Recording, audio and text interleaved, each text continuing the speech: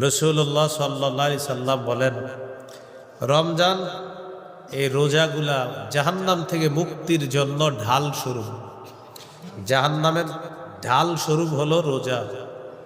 মা লাম ইয়াখরিকহা, যতক্ষণ এই রোজাকে ছিদ্র না করা হলো।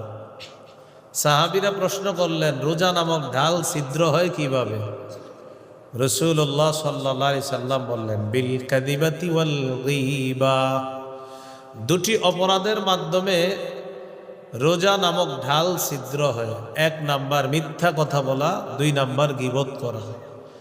বলেন তো মিথ্যা আর গীবত কোন অঙ্গ দিয়ে হয়?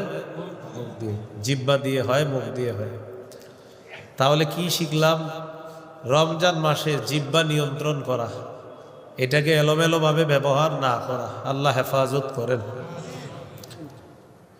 তো জিহ্বার গুনাহ থেকে বাঁচার খুব চেষ্টা করা।